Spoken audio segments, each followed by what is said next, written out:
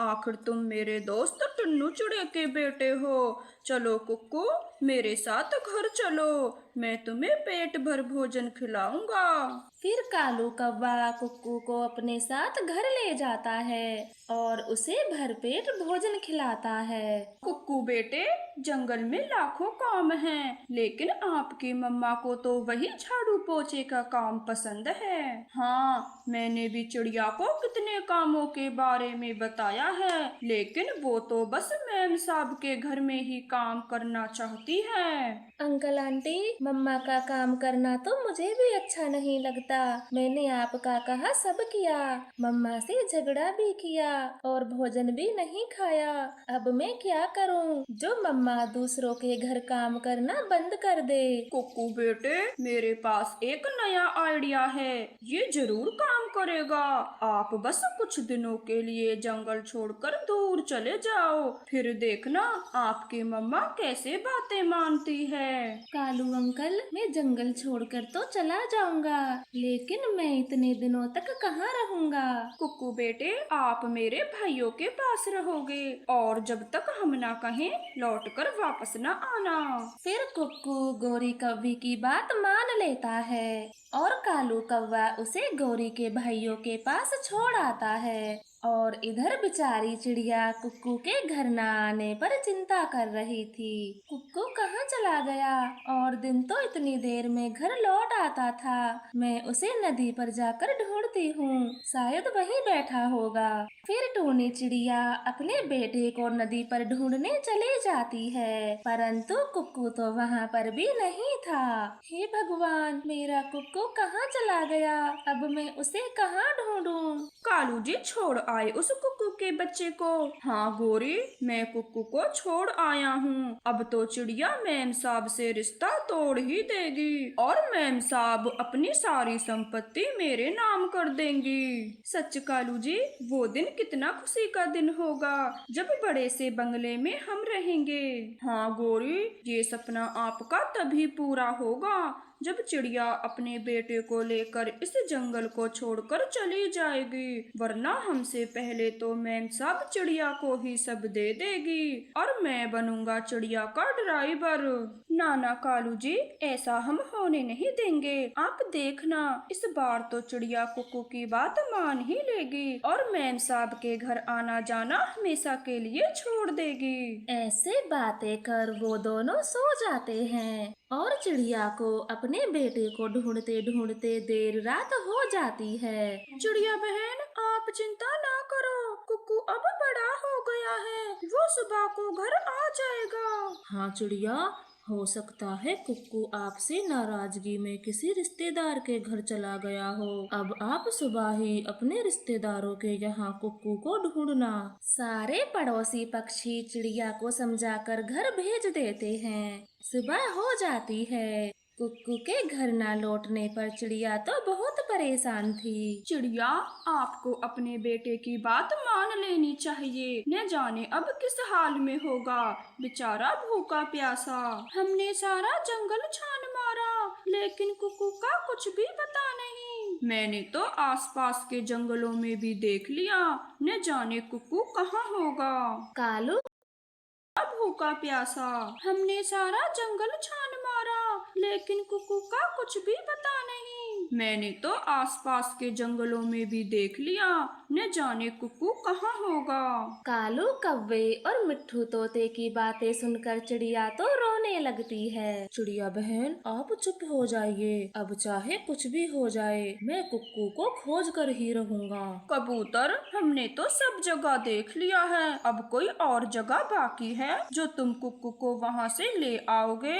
कालू, मैं police station जा रहा हूँ, फिर पुलिस कुक्कू को ढूंढने में हमारी मदद करेगी और चिड़िया को अपना बेटा मिल जाएगा। कबूतर की इस बात से सभी पक्षी सहमत होते हैं और पुलिस स्टेशन चले जाते हैं, परंतु कालू गोरी तो अपने घर आ जाते हैं। कालू जी, मामला तो पुलिस तक पहुंच गया है। अगर किसी को पता चला कि कुक्कू मेरे भाइयों के घर है तो लेने के देने पड़ जाएंगे। गोरी, भला हम क्यों फंसेंगे? कुक्कू तो अपनी मर्जी से गया है। ओए पागल कालू, कुक्कू तो अभी छोटा बच्चा है, वो एक बार में ही हमारा नाम बोल देगा, फिर हम क्या जवाब देंगे। अब तो इस सब का एक ही उपाय है मेरे पास।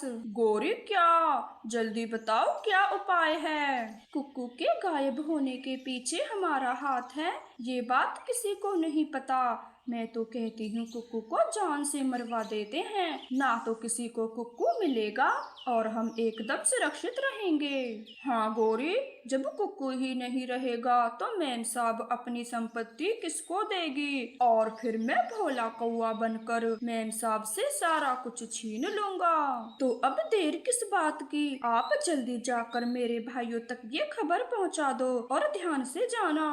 फिर कालू कौवा घर से निकल जाता है और गोरी कौवी भी अपने घोंसले में सो जाती है। उनकी ये सब बातें उनका बेटा जग्गू सुन रहा था और वो उड़ता हुआ चिड़िया के पास जाकर उन्हें सब बता देता है।